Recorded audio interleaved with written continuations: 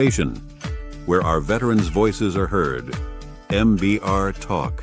Hey, thanks for supporting our channel by watching and listening. Find us on the web at mbradio.us.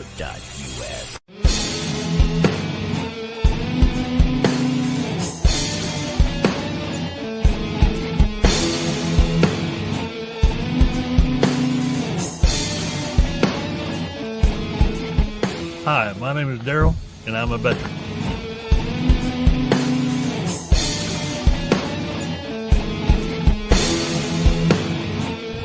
Hey, I'm Travis. I'm an Air Force veteran.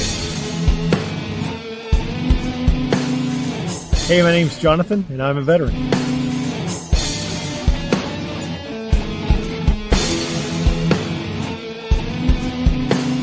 Hi, my name's Ashley, and I'm a veteran.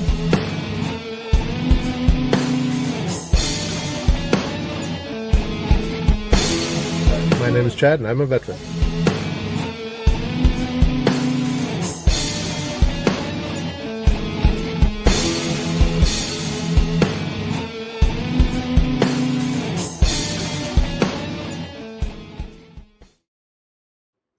Well, hello, everybody. Welcome to Conversations with a Vet, and my name is Carolee. Happy Father's Day to all the fathers out there, those who have stepped up and taken on the role of father. We thank you very, very much.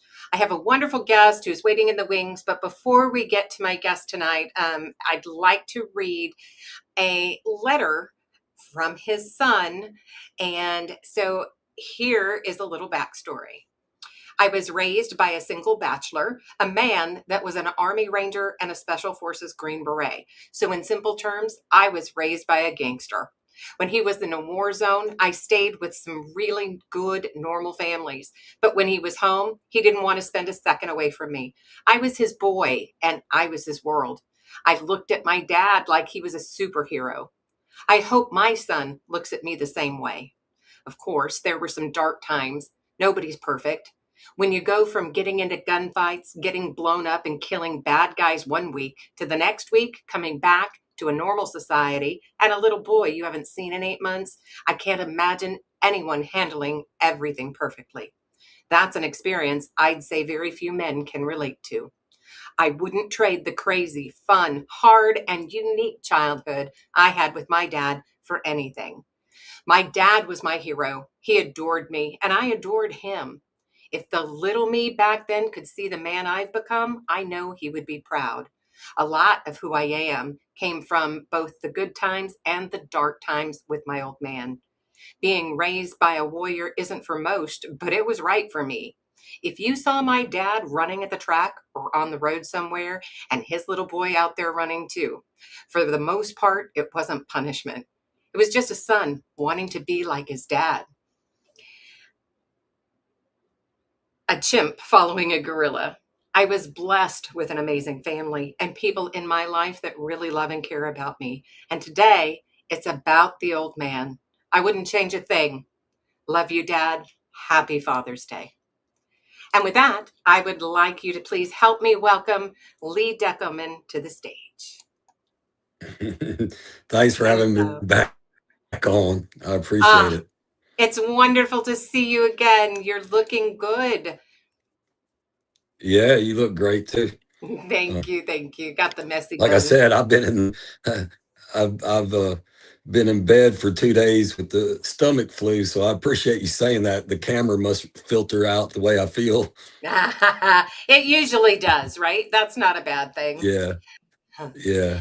So I want to say thank you for coming on the show on Father's Day of all things. And, you've been a guest previous. So for anybody who is interested in going back and taking a look at the original interview that I did with you, they can do so. Go out to my YouTube channel, Conversation with a Vet, and search Lee Deckelman, and you will see the original interview. But we're going to start at the beginning, and we're going to work our way through and see where you are at today. So tell me a little bit about who Lee was as a child. So I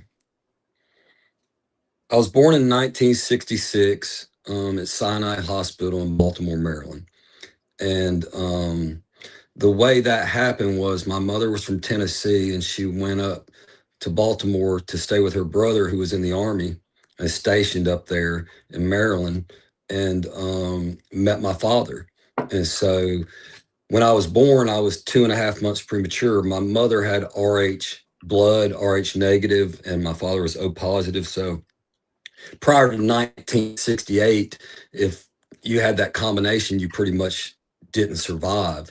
And so I was in an incubator for about 2.5 months and blood Wow. transfusions and all kinds of things. So I weighed about 4 pounds. And, it's during that era, it's just kind of cool that I made it.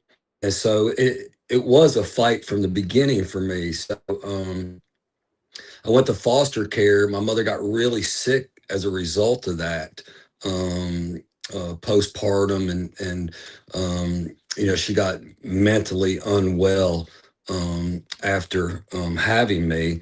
And so it took about 6 years for my father and my mother to return and get me from foster care. And just a couple years after that, we moved to Tennessee, which is where my mother and all her people are from, is where I am right now in Coffee County, Tennessee. And at about age 9, my dad died of a heart attack, and we had only been here a few days. So I talked funny because I was from up north. Nobody knew who Lee Deckelman was. There was no Deckelman. And in a small little, Christian town, your last name meant everything. And, my father was Jewish and he was raising us Jewish. So it was like I was on another planet. Like it was, survival mode. So we bounced around. I think in the fourth grade, I went to five, let's see, it was 5 or 6. Between fourth and fifth grade, I went to 5 or 6 different schools in that Wow. one year, and ended up my fifth grade year in Tullahoma, which is where I graduated high school from, basically where I've called home. And so those first few years after my father had passed away, there was no violence or nothing crazy in the home. I didn't experience anything like that in my foster care, anything like that. But after my father died, there was a lot of abuse in the home, a lot of neglect. My mother didn't have a driver's license. She didn't have a job. The insurance money took a year to pay out. And so she just went from one boyfriend's house to another. And by the time I was age 14, there was a scenario that I go into great detail in the book, where I was old enough to where, I'd gone without food for a couple of days, that I called my grandmother. And, you would think nowadays it's just common sense. Why didn't you call your grandma? It's like, that's just not the way things were back then. And, you just didn't knowledge that you do today.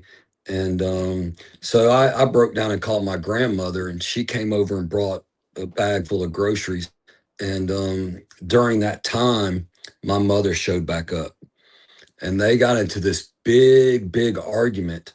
And, I was like 14, so I wasn't worried about my mother physically beating me anymore, because it had about a year prior to that, she had stopped doing that. I had got mature enough, and she just kind of knew she physically couldn't beat me anymore. And so I really wasn't worried about it. I just felt bad for my grandmother, who I loved dearly. And so as soon as my grandmother left, it just got really quiet. So the routine is, just be non-confrontational. She's not mad at me. She'll take a couple pills and go to sleep. That was kind of the Wow. standard. As long as she wasn't mad at me, she wasn't going to take it out on me. Right. But that's what I thought. So, but she was mad at me. She was mad at me because I called my grandmother. So I'm sitting at the dining room table, and I've got 2 turkey pot pies in the oven, and I hear we always had dirty dishes piled up in the sink. We didn't live nice. And I heard her rustling around, and then she just started screaming, and I turned around and she was coming at me with a butcher's knife. So I was able to get out the door while she was chasing me and, run to the street and get away from her. And then I walked, it was like 3.5 miles to my grandmother's house. And of course, she already knew what the situation was at my house. She had just left it crying, bawling her eyes out. So she took me in for a little bit, but that led to my having to go live with my uncle. So once again, I moved again. Yeah. Different school in the 9th grade. And so that was kind of how things were. The positive parts of that was, I learned a lot of survival, coping skills. I love sports. I loved outdoors, and my dad was really good at football, and so I just really wanted to be good at football. And but I was really small. I was always the smallest kid in my class, and so I had to work really hard to be good at football. And so that's what I focused all my demons, however you want to put it. Right. Yeah. And when high school was over, I was lost. I didn't have the grades or the discipline to do well in college. I didn't have the size or the talent to go to the next level in football. And so there were no jobs in, the Tullahoma, Coffee County area in 1984. Really no jobs at all. And so I joined the Army. And so you decide that that's what you're going to do. And tell me briefly what it was like for you first getting there. Was it what you expected? Were you shocked about the yelling, the type of discipline, any of that? So going to basic training was a promotion for me. So the scream, like, it was kind of funny to me how they acted. I got 3 meals a day, even though, Fort Benning was hot. I went there, June, July, August, it was hot, and wearing wool socks, I didn't realize, that that would make my ankles break out, and, wearing this, like, suit in the summertime. You got like a t-shirt, then a long sleeve, thick. We didn't have summer weight BDUs or uniforms back then. So, it's kind of uncomfortable at first, but once you got those old combat boots broke in, literally the old Vietnam combat boots. And once you kind of got used to the weather with all that extra kind of gear and clothing on, everything else was adventurous to me. Obstacle courses, challenging, that was my life. I enjoyed that kind of stuff. And but there was a period where I was homesick, but it wasn't really homesick as much as it was, I left my girlfriend and Right. was missing her. And but in about 6 weeks I got a letter, and that took care of that. Most people refer to that as a Dear John letter. And so I didn't, I wasn't missing home anymore. So tell me about you get through that, you go through AIT, what happens for you after that? Kind of paint me a picture on your Yeah, well, endeavors. it's atypical because I was part of a cohort infantry unit. And so if you Google that, cohort infantry unit, it was a concept that the Army was testing out during that time, where they took an entire company in basic training. They stayed together through AIT, and every one of them went to their first duty station together. So my first unit in the 9th Infantry Division in Fort Lewis, Washington, the NCOs and officers had just come back from the DMZ in Korea. Oh, wow. And so there were no privates or Spec 4s in that group.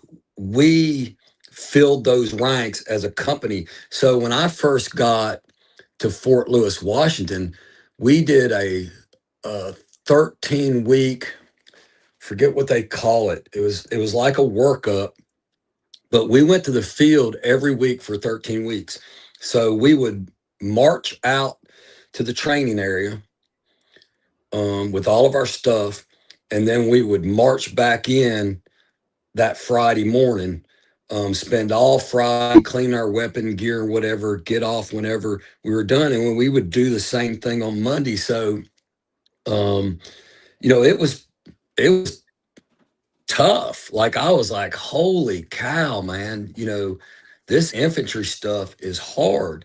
And I think typically what happens is you or maybe a handful of people would go to a duty station and you would just be the new guys. But I was kind of lucky because all of us were the new guys. So as long as you weren't the weak link, you didn't get any negative attention. So in that sense, it was good. You weren't the new guy. But typically what's going to happen when you get out of AIT is you're going to go become the new guy. And I know the Army's changed a lot with how they treat people, but if you go to the infantry or Ranger Battalion or something like that as the new guy, that's when the real work's going to start. Right. Everything's pretty easy until you get to that point. That's when things are really going to get. So if you think things are hard before that, you're really going to struggle. Yeah, I guess so. So, okay, so you go through your AIT and then you find your PDS, your permanent duty station, or where do you end up? Yeah. So, but here's what the problem was is I thought, excuse me, I thought I signed a contract to go to 2nd Ranger Battalion in Fort Lewis, Washington, but I went to an infantry unit and, a cohort infantry unit. Well, I didn't know what any of that meant. I was just told by the recruiter that I was an 11 Bravo going to Fort Lewis, so I would be a Ranger. And I thought it was that simple. And that's not how it works. So I spent the next year doing everything I could to try to get over to 2nd Ranger Battalion. And there's a whole chapter in my book about this. And I ultimately, I didn't get into Ranger Battalion then. I did later, but I didn't get into Ranger Battalion then. But during the time I was in, you could do a stateside swap. So if you found somebody at Fort Campbell, for example, that was the same rank, same MOS, that wanted to go to Fort Lewis, and you're at Fort Lewis and you wanted to go to Fort Campbell, you just swap as long as your company commanders signed off on it. No expense to the government. You just fly home and they fly home and you do the swap. Nice. So we were in California. I think it was Hunter Liggett, California, training with the 101st Airborne. And we were sitting around, chasing squirrels and goofing off and eating MREs on a break. And one of the guys there asked if anybody would be interested in going to Fort Campbell because his family was from Seattle and he really wanted to get reassigned. And this is exactly, I remember this conversation.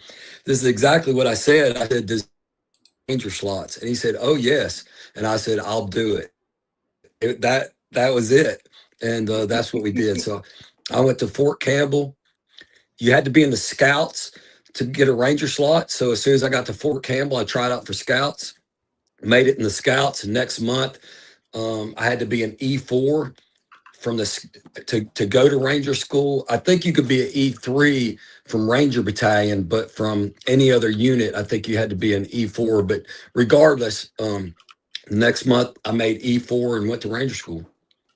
And so I graduated Ranger school, and I decided to get out because I was kind of burned out, disappointed. I really wanted to go to Ranger Battalion. Now I'm an E5 with a Ranger tab. Nobody wants to go to Ranger Battalion as an E5. You want to pay your dues, and work your way up to get that kind of respect. And nobody really wants to be what they call an import. And so, Yeah. and during that time, to be quite honest with you, everybody in, I thought about being a Green Beret. I was told when the movie First Blood, Rambo come out, that you had to be 6 foot tall to be a Green Beret. So I just dismissed it. There was no internet back How then tall or are no way of you? finding out the truth. How I'm tall are five you? six, five Okay. six. So, so I just dismissed it. But when I got in the Army, I found out that that wasn't true. Um, and but during that time, the groups, all the groups, if you were assigned a group, so if you were support, if you were a mechanic, if you were a nurse, if you were a whatever, you could wear a Green Beret. So the only way to distinguish a real Green Beret from somebody that wasn't a Green Beret, because everybody wore the Green Beret, was if they had the Special Forces tab. And so what people would do on post is they would wear the Green Beret and put their Gore-Tex jacket on, so you couldn't tell if they were a real Green Beret or a fake Green Beret.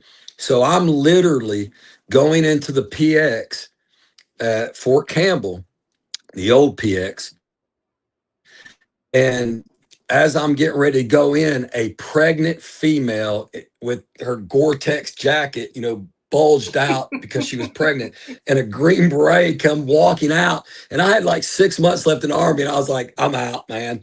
I'm out. I'm not interested in being a Green Beret, or I'm just, and so I just got out the first time. That was the first time I was in. But that's the Uh, truth. That's what it came down to.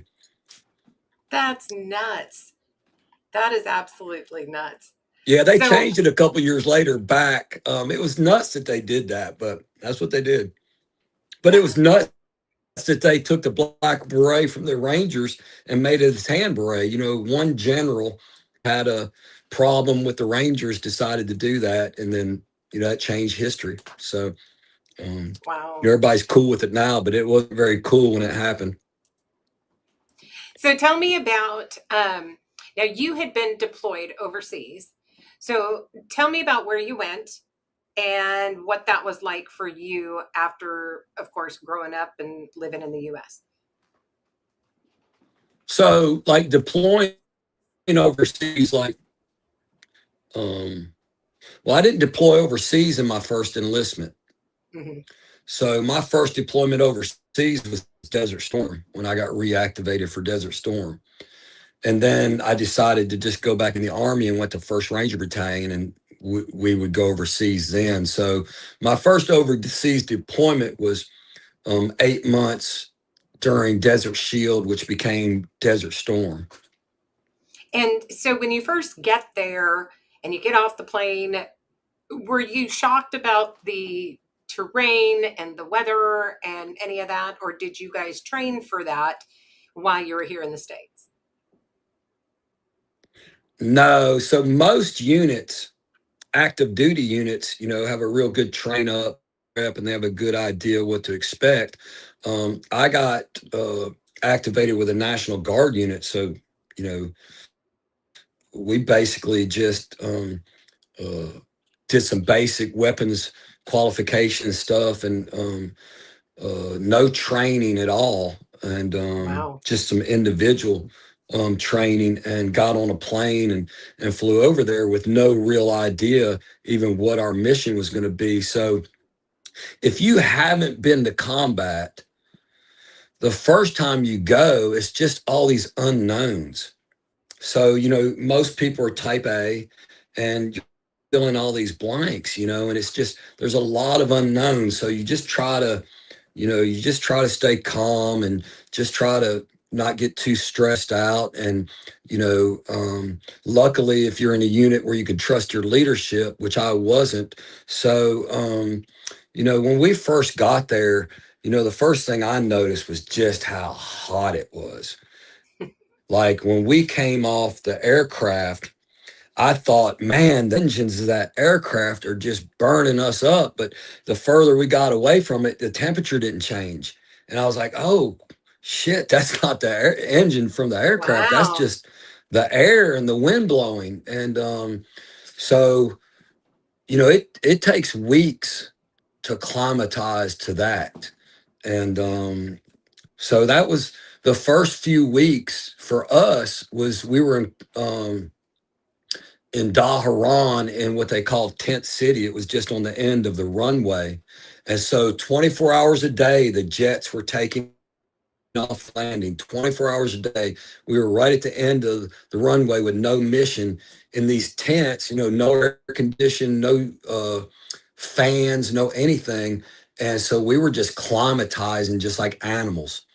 Wow. You're just sitting around killing flies, drinking water, and at nighttime it'd be 100 degrees, and you're just laying Wow. there. It's just so that was the first phase, and then it was they had one mess hall in all of Daharan at that time, and so you would go wait in line for hours, and so what you would do is you'd go wait in line and have breakfast, or they serve 2 meals a day. And then, if you didn't have anything going on, you just turn right around and hang out there and wait in line to be at the front of the line for the second meal.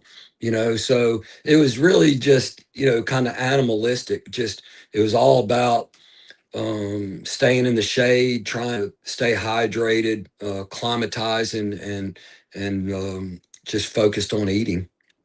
Right. So And that yeah. was that was in the beginning, and once we kind of got going, um, I was part of a base defense liaison team, so we would go to soft units, not infantry combat arms unit, but we would go to soft units where they had just set up these little bases all over the place that weren't secure, and we'd just go advise them um, um, of ways to, there'd be like an MP, an infantry guy, which I was, in these base defense liaison teams, and we would just go advise. And ultimately, I wound up in Riyadh and Escon Village, which anybody that was stationed in Riyadh during that time probably knows Escon Village. There was an Air Force side that was squared away and everything else. And then there was an Army side that was just unsecure.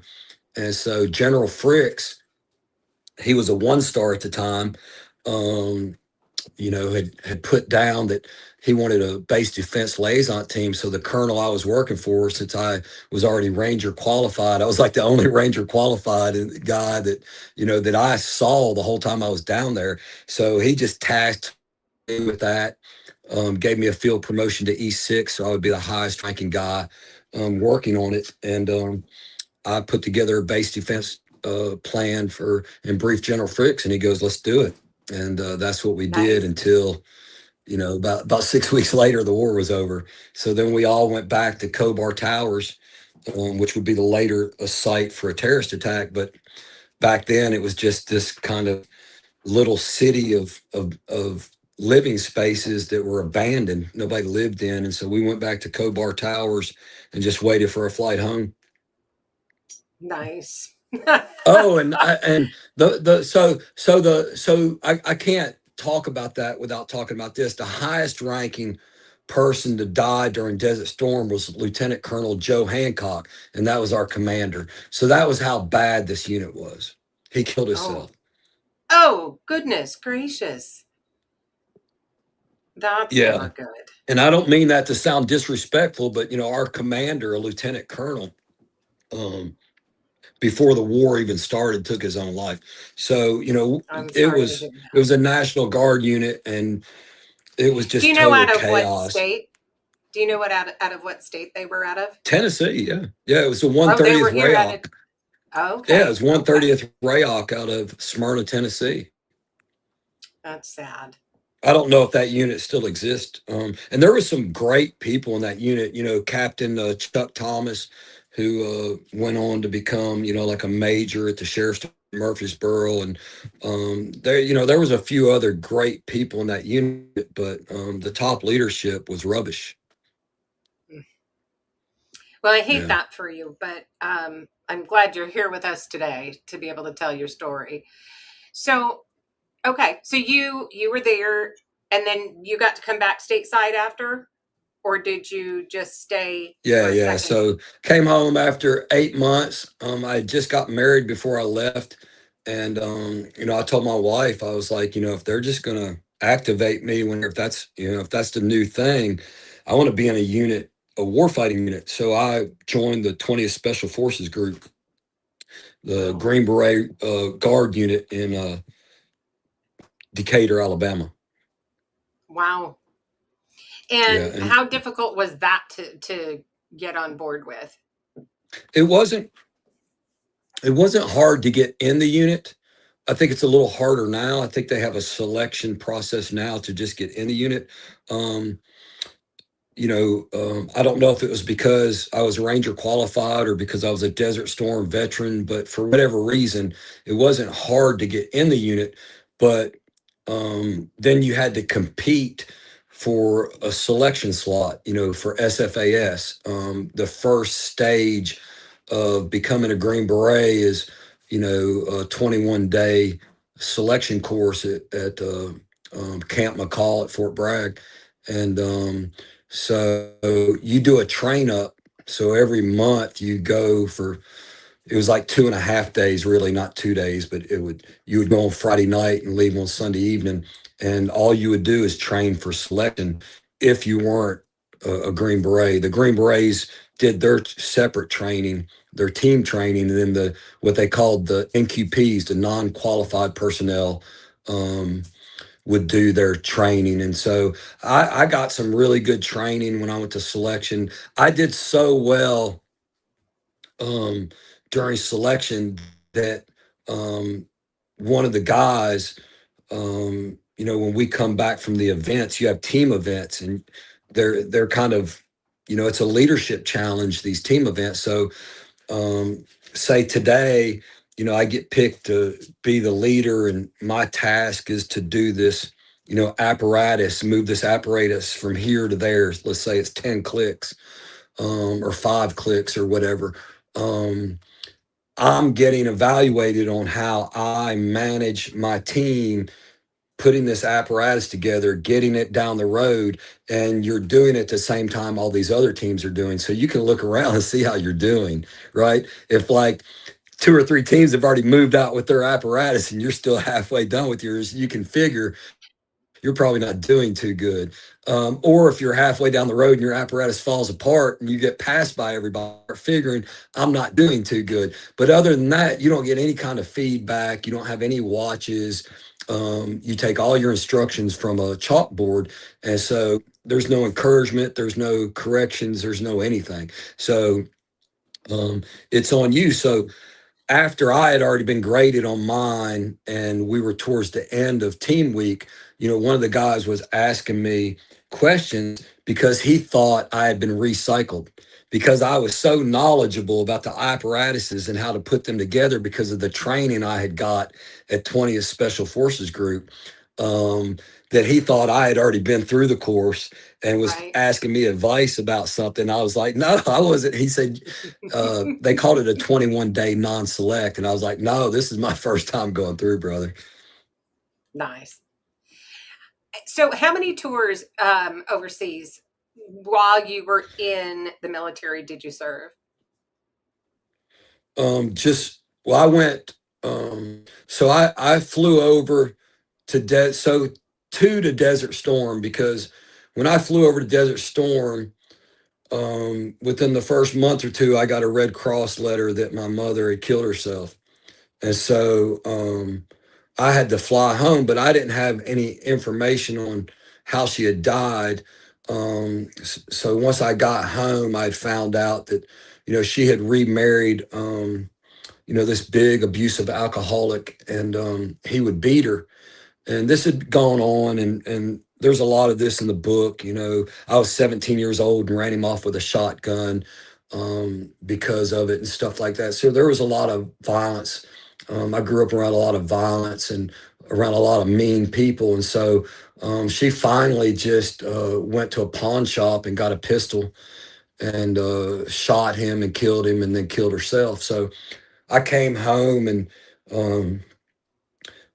as soon as she was in the ground, I was in touch with my command on getting a flight back over. And so I think I was home a total of 2 weeks, and the Tullahoma National Guard, who I knew several people in that unit, like Kenny Banks, for example, was flying over. And so I got to fly back over 2 weeks later them and reassimilate with my unit.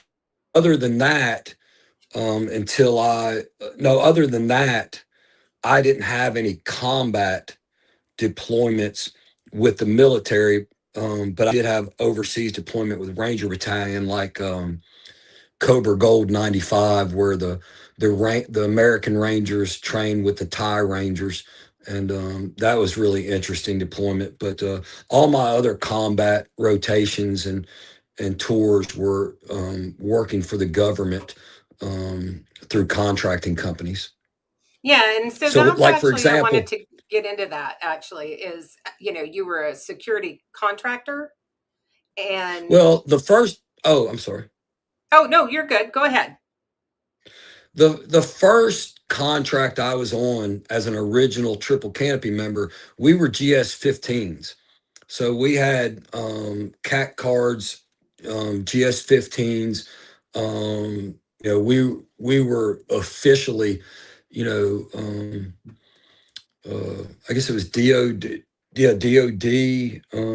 I get all that stuff mixed up now that I'm 60, but Still a youngin'. I still got the ID. I still got the ID card. But yeah, after that, I bounced around. I did diplomatic. I was on a diplomatic passport with USIS ATA program, the Anti-Terrorist Assistant Program.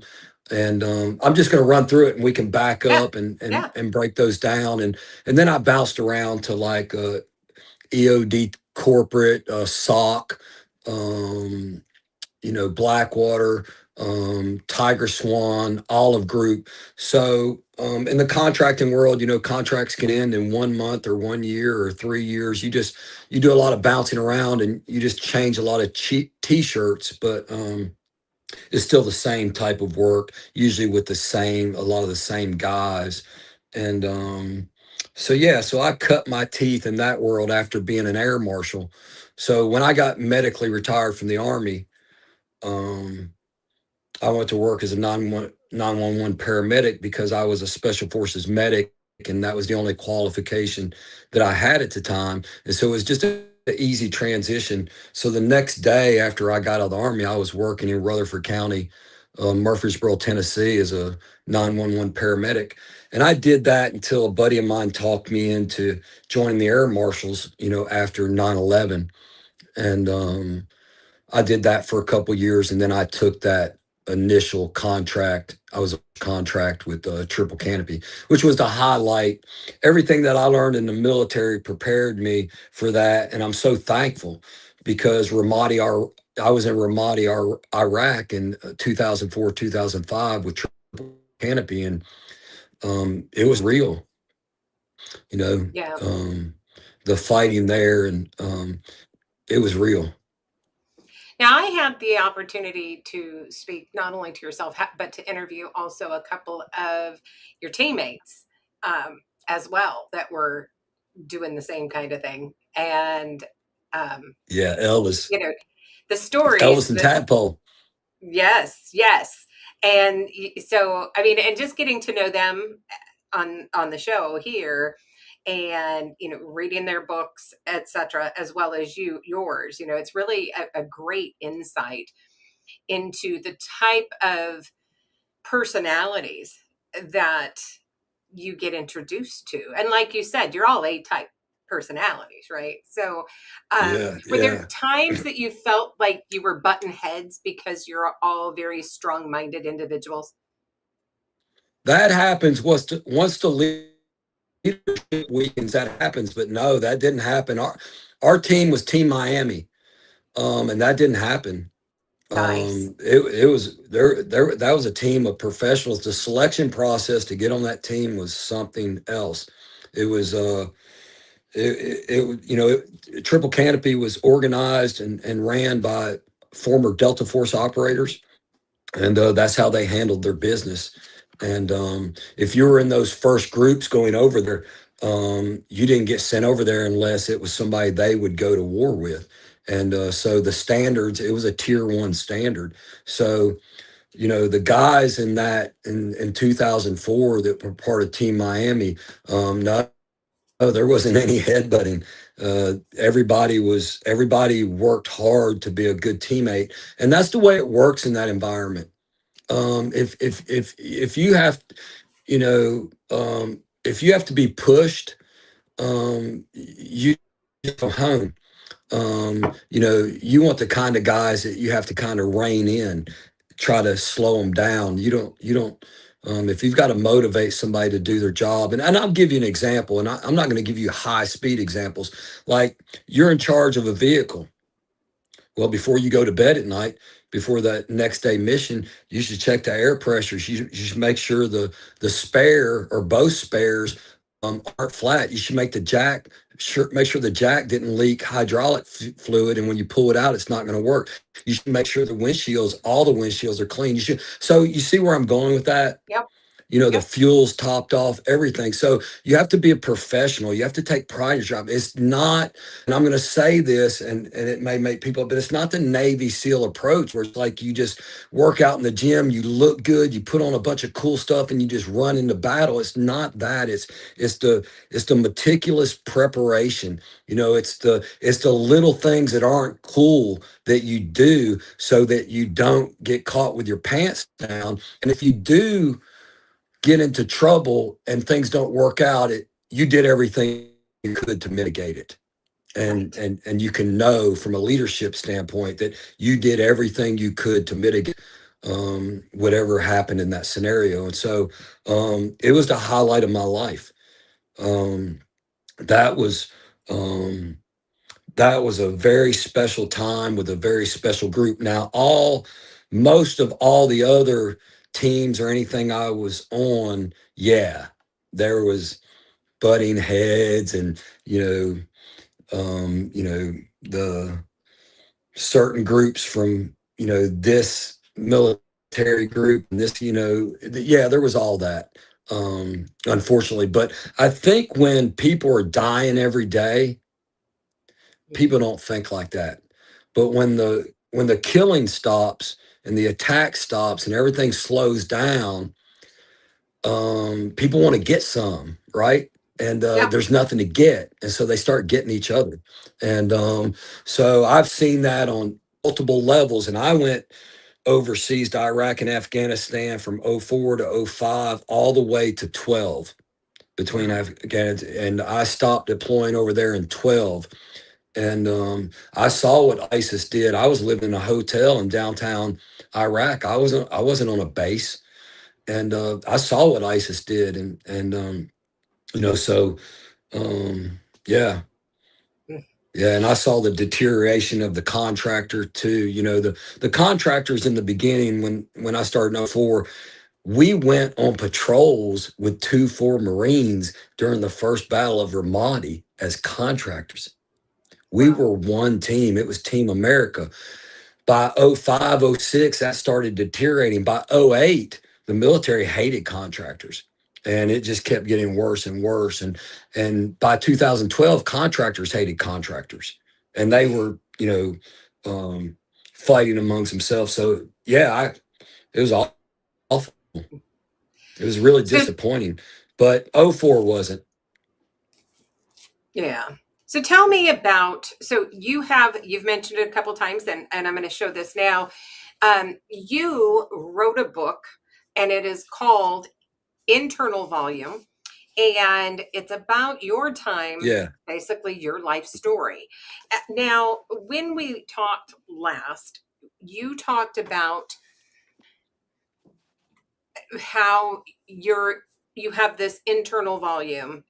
And why don't you briefly kind of go through that for us so that everybody understands what you're talking about? Yeah, so it's a play on words. Usually when you talk about internal volume, you're talking about space. It's a mathematical geometry type, thing that you're going to be looking at. And it's just a play on words. If you sit in a room for 15 minutes by yourself without your phone, no noise, nothing, and just listen to yourself, you have a volume, right? You have your voices, you talk to yourself. When you've done something that you're ashamed of, your energy is, so the internal volume, the easiest way for me to explain it is if you just think about a knob that goes from 0 to 10, just like your radio knob used to, or whatever. When you peace, like you're just relaxed, say your place is the beach, or maybe somebody's place is a stream in the mountain, or you're having a romantic moment with the person of your dreams, and the world just melts away. When you're in that space of being present, you're at a zero. That's heaven. Okay. When you can't pay attention to anybody, you can't do anything right, you're multitasking, you're all over the place, you can't sleep, you're taking energy drinks just to keep yourself going. Nobody gets to reel you anymore. You may even hate yourself. Your volume's at a 10.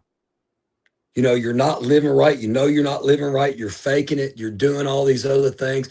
And so as I go through my life, the thread through my life, the highs and low, it's just kind of an example of that internal volume, and how yoga taught me through meditation that your internal volume, and I talked about this before, your container, my container, we all have different containers that house our soul, who we are, our consciousness, who we really are. And so you can have 5 new vehicles in the driveway. You can date a model. You can make $1 million a year, and your internal volume could still be a 9 every day because you're not happy on the inside. So what I learned through yoga and how this book came about is what's important is how you feel about you on the inside, your own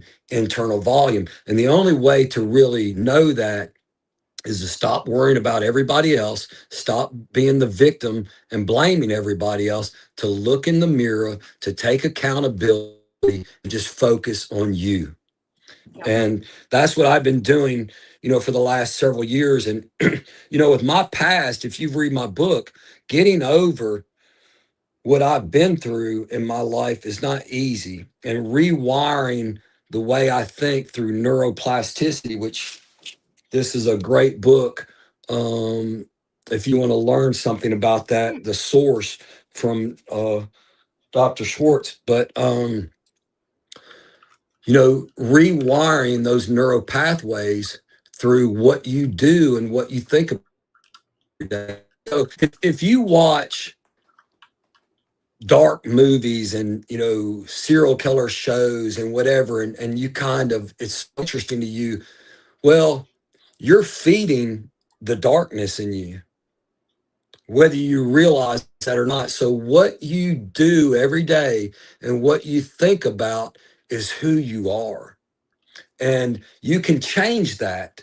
And so by just focusing on more positive things, eating better, sleeping better, whatever, you can change the neural pathways, and it'll actually start changing who you are and how you feel about yourself, and you can start controlling that internal volume. So people like me, people from the military, people who don't have a buffer between going from a 1 to a 10, need that. You need that buffer. You need that mindfulness. And so right now, if somebody knocked on the door and started screaming, I'm back in Ramadi. Like I'm ready to kill who's ever on the other side of that door. I'm not thinking, oh, it's somebody with a delivering a pizza. You know, if you start beating on that door and start screaming, I'm automatically going to go to a 10, grab my gun and go to the door. Well, that's not very humane, and that's not very acceptable in this society, and that's not going to get you very far, and that's not going to do you very well in the long term. It's not healthy. And so learning to get that buffer to where somebody beats on the door and go, okay, hold on. Whew. Let me think about this for a second. Just being able to bring yourself back to your body. That's where I'm at right now. Nice. Now, are you had And been a yoga another great, instructor? Are you still a yoga instructor? no, I had an injury almost 2 years ago where the hernia mesh that the Army had put in me just before I got out, there was some nerve damage. It was Oh no. causing, I think, because of the yoga, because of the stretching, that generation of hernia mesh doesn't stretch. And so it caused, I couldn't walk right. I thought I needed a new hip. So it took almost 2 years through the VA to get this fixed. And so last week I had that mesh taken out, new mesh put in, thanks to Richard Pierce, Dr. Richard Pierce, the general surgeon at Vanderbilt Hospital. Is only thanks to him that happened. So Wow. I went through a painful, maybe as dark a time as I've ever been through the last 2 years because of this. Because when people like us, when you stop moving well, you stop doing well, especially mentally for people Yeah. like us. And nobody at the VA, I just kept getting passed around, and months would go by without hearing anything. And I just went up there to Nashville and raised enough hell, and they brought over a doctor from Vanderbilt through community care, and he's the greatest. I mean, I can't be more grateful to the way he treated me and what he did. So that could have happened a year and a half ago, but I had to go through the process. I couldn't do anything about it, and it's unfortunate. But I'm grateful now. And so, yeah, I'm 1 week into recovering from that surgery, and so it's And been a how are tough you week. A feeling? couple days ago, I got the stomach virus, so it's been a tough week. Mm. So Is it I'm healing up sorry. What? okay? Is it healing up okay? It's wonderful. Wonderful. I think, it takes a few weeks. He clipped all the nerves in there, so it takes a few weeks for those to settle. So, everything looks good down there. You know, I got enough experience with that stuff to know, and so yeah, I was on pain meds for about 2 days and took myself off. I didn't want to get constipated or anything. So, yeah, it's been thanks for asking. But again, I want to shout out to Vanderbilt Hospital, to Dr. Richard Pierce, man. Nothing but Nice. love and respect. Nice. That's a great shout out, actually. They don't get enough credit for the good that they do. So when you find somebody who has gone above and beyond, I think it's wonderful that you do that. Yeah. Well, So you read my book, and you know I what did. happens. You know what all's happened to me down there, and it's Yes. been awful. It Yeah. really has. And being a female, right? So we have different parts. And even I was cringing. So Yeah. uh, Yeah. Yeah. so we're coming up, getting close. We got about 7.5 minutes yet to go. But Okay. tell me about if you had somebody come up to you, a young man, young woman, who has said that they are looking to go into the military. First, would you recommend a branch to them? And secondly, any other words of wisdom that you would want to share with them? Okay.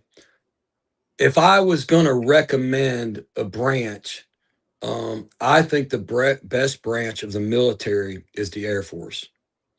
I think They treat their people the best. I think they have the more intelligent jobs and that translate into better paying jobs once you get out. Um, I think all around the Air Force, and if you want to do high speed stuff and be in special operations, the most heroic thing that during the GWAT was John Chapman, who was an Air Force combat controller who got the Medal of Honor in Tucker Gar at Roberts Ridge. His actions during that day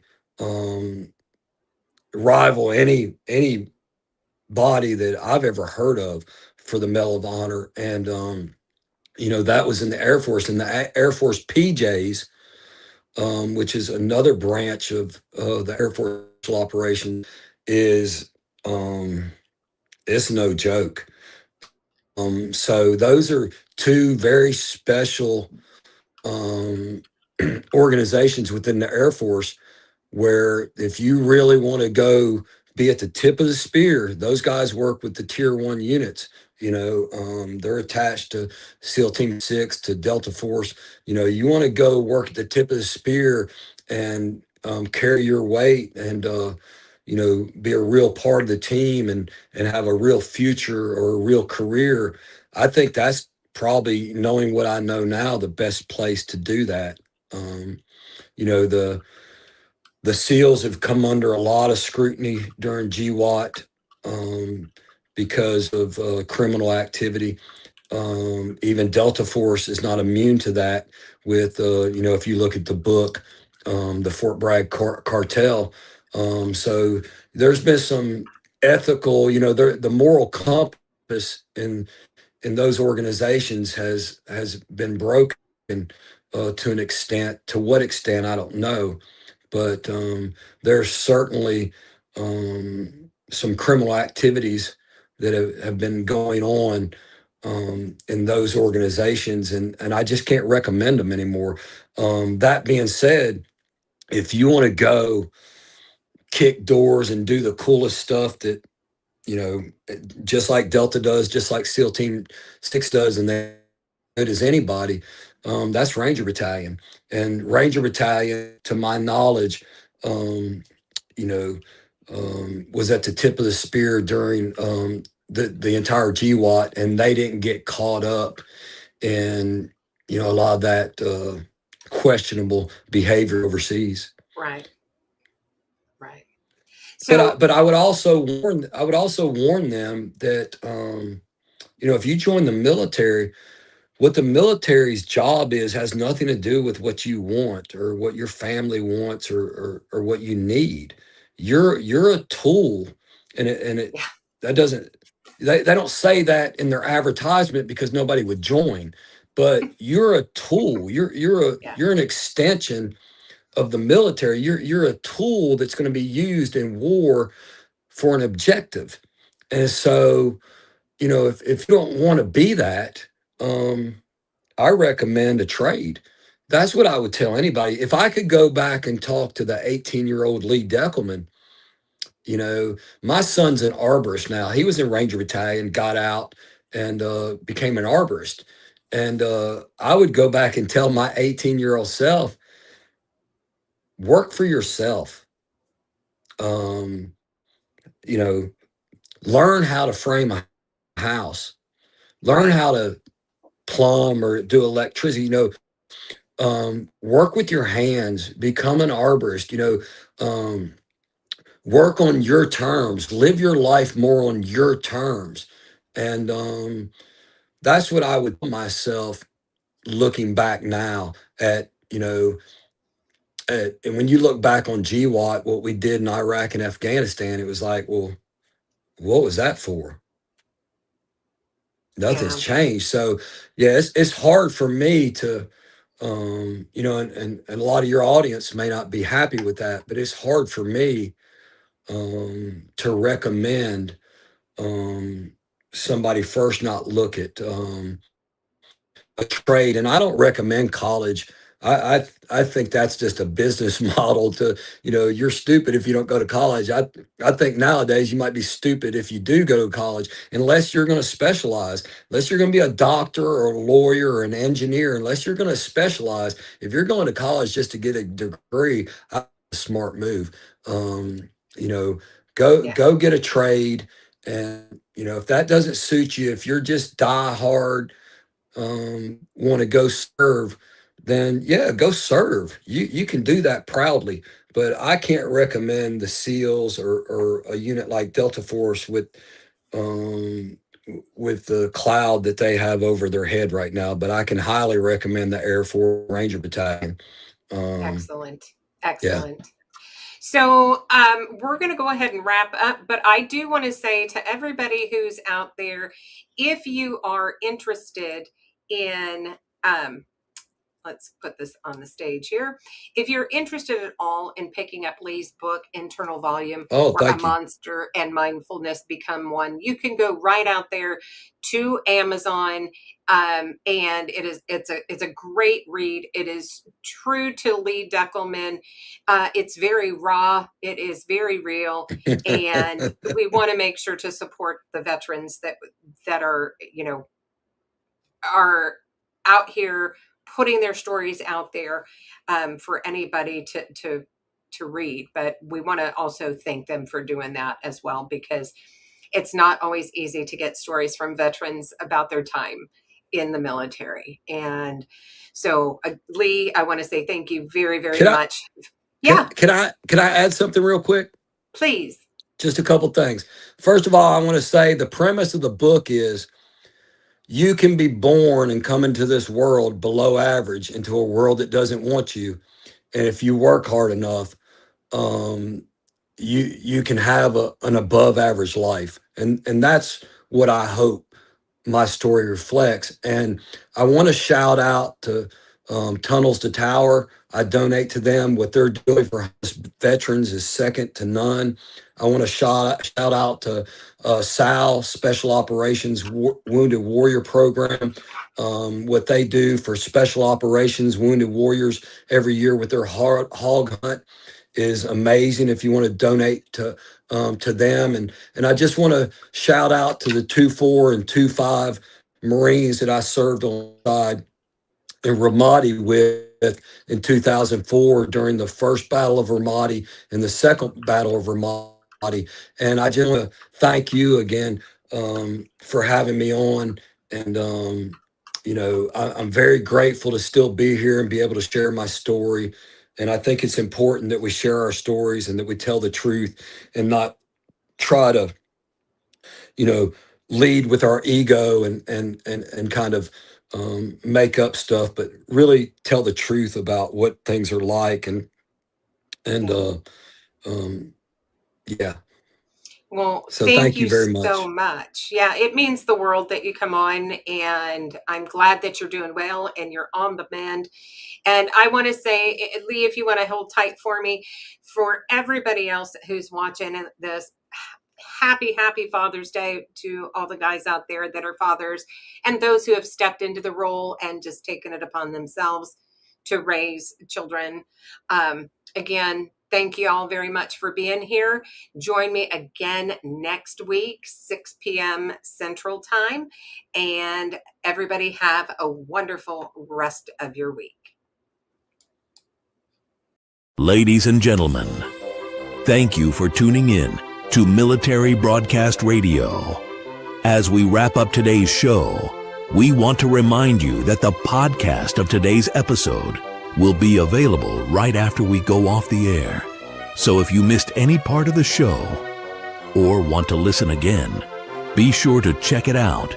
And remember, we're here to support and honor our veterans. Your stories and experiences matter, and we are committed to giving you a platform to share them. That's right. We're here to give our veterans a voice. So don't forget to catch the podcast and stay connected with us. Giving our veterans a voice.